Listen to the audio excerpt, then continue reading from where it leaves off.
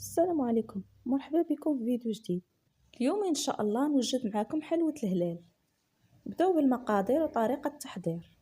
عندي 125 غرام زبدة، كاس إلا ربع سكر سنيدة، فاني وحدة، ونمزج السكر والزبدة.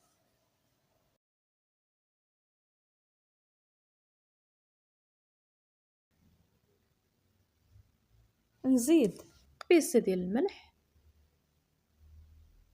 كاس زيت، بيضة كاملة. البيضة اختيارية، كاين اللي مكيديرهاش.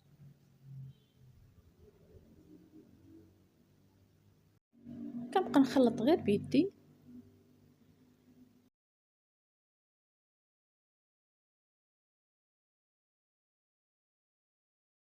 كنبقى نخلط حتى كيولي الخليط على هاد الشكل. عاد كنزيد، عندي واحد الزلافة بين جنجلان وكاوكاو محمرين مطحونين.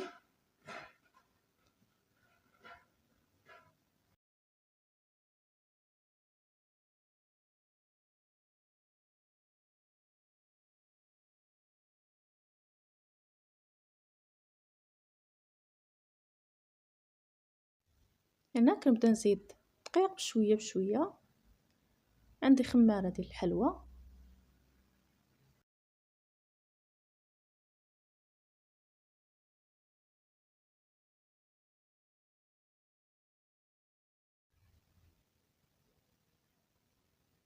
درت الزلافه الاولى اللي فيها 250 غرام دقيق، ونزيد الزلافه الثانيه،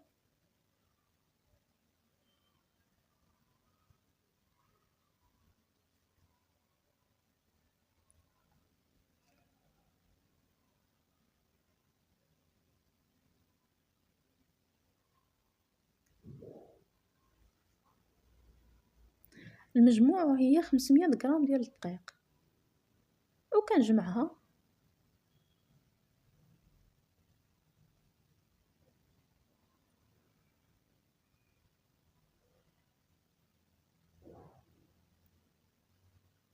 هي ما كتجمعش مزيان لحقاش ما فيهاش البيض بزاف، فيها غير بيضه وحده. كاين اللي ما كيديرهاش. بعد ما جمعتها غنبدا نشكل فيها، ندير على هذا الشكل الطولي.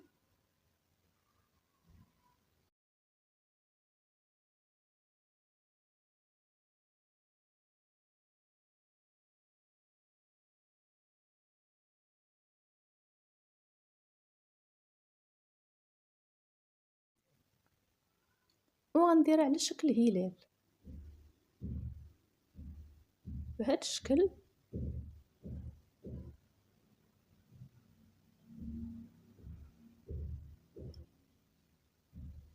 غنعاود واحده اخرى معكم.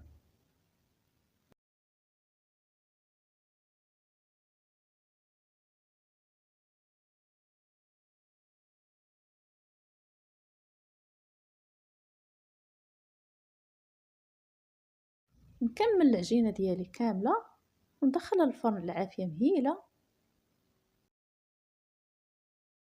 من بعد ما خرجتها من الفرن كنخليها تتبرد شويه وكندوزها في سكر كلاصي.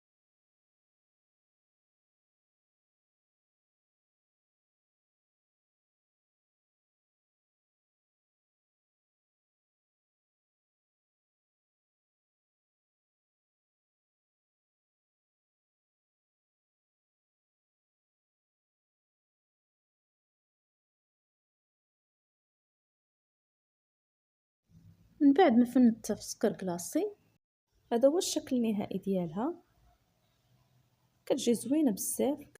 الشيشه اقتصاديه. كنتمنى الاقتراح ديال اليوم يعجبكم، وإلا عجبكم ما تنساونيش بلي لايك، بارطاج، ابوني للقناه.